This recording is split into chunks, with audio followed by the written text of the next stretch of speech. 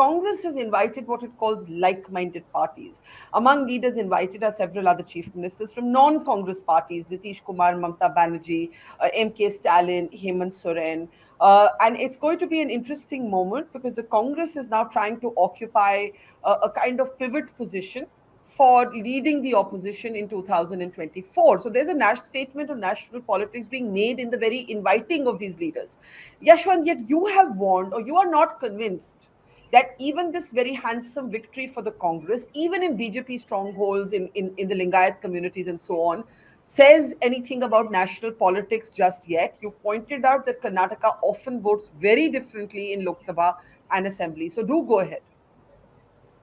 Yeah, Barkha, where Rashid Bhai was coming from, from the January, our India Today MOT and Rashid Bhai, yes, we had red flag Karnataka, and that continued till, the polling day in Karnataka. But there was a very funny thing that I observed from people's answer.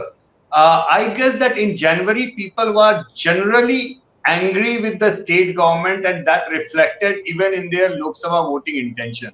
But on the day of the exit polling, with the same 40,000 people, when we asked, whom would have you voted just now and whom would you have voted for if the Lok Sabha elections would have happened today? There were a distinct 11% lead for the BJP in the Lok Sabha voting intention.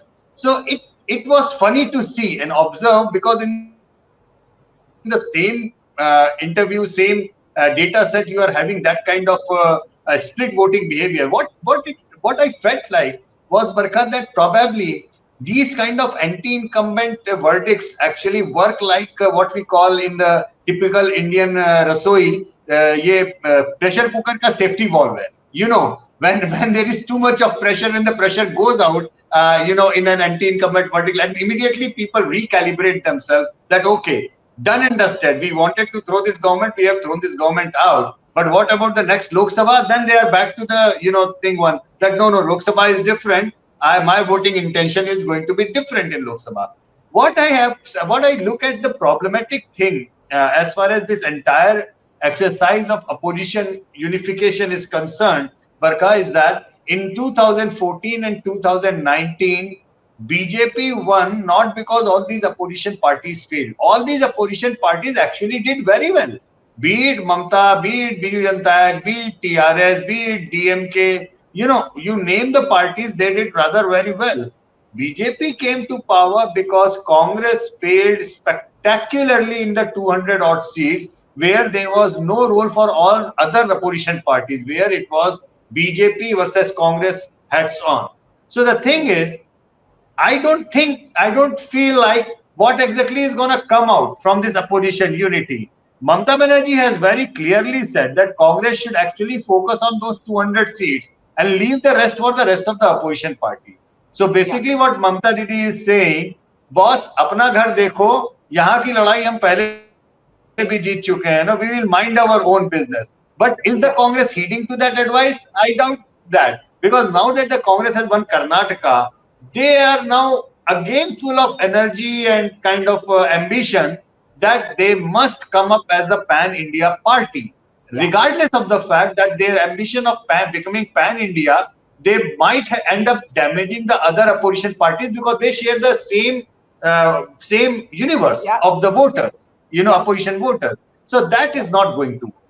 I think that's an excellent analysis. And before I give Rashid the last word, I want to actually bring in Gautam and Sudha for quick last comments. 2024 is now, just a year away, Gautam. And your state. Do you think that it would be a mistake for the Congress to presume that Lok Sabha will reflect Assembly? We really need to understand the fact that Karnataka has shown a way. By choosing policies over propaganda, by choosing issues over diversion politics, and by choosing united progress over division, it has actually brought back the political discourse of the country to people's issues.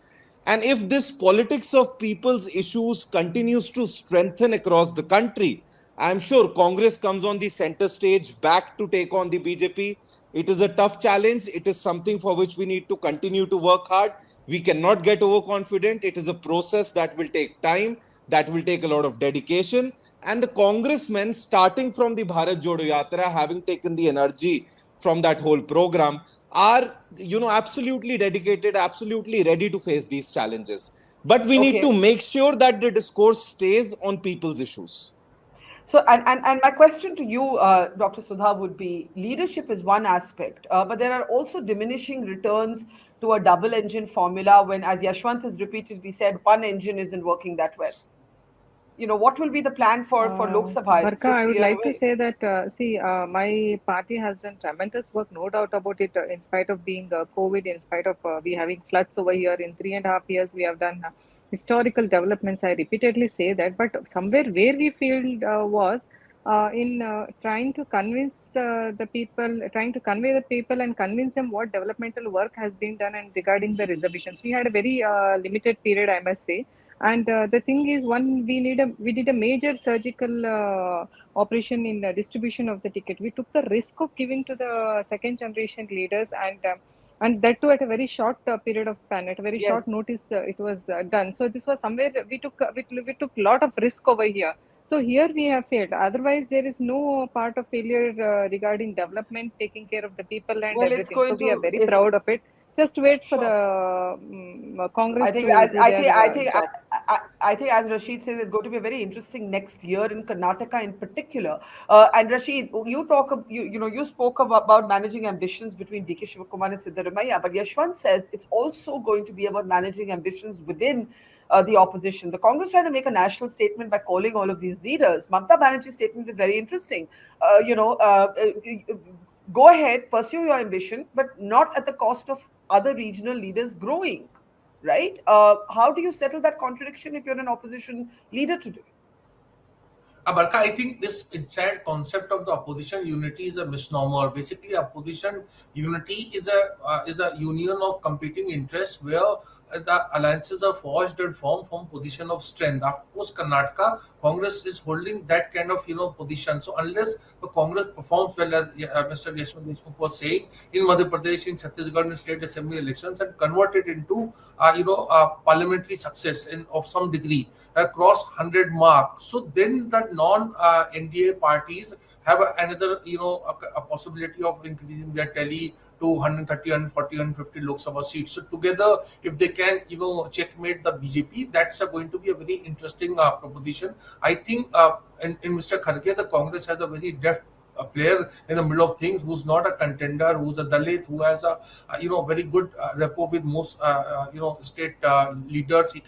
He can walk in, he can go, he doesn't stand on ego. Unlike the Gandhis, particularly Sonia Gandhi, there were a lot of problems were there. You may Barka remember that Jayalalitha used to would not go to 10 Janpat, and Sonia Gandhi would not go to Quest Garden, and Yeah. all kind of problems were there, which were like beyond the kind of logical way of the way politics is played. So I think the overall opposition story will remain a bit chaotic, bit disorganized, but they are on course. I think the BJP, it cannot be all the time. You cannot have a a Balakot like an event and win elections. If there's normal elections, then I see very difficult time for the ruling party.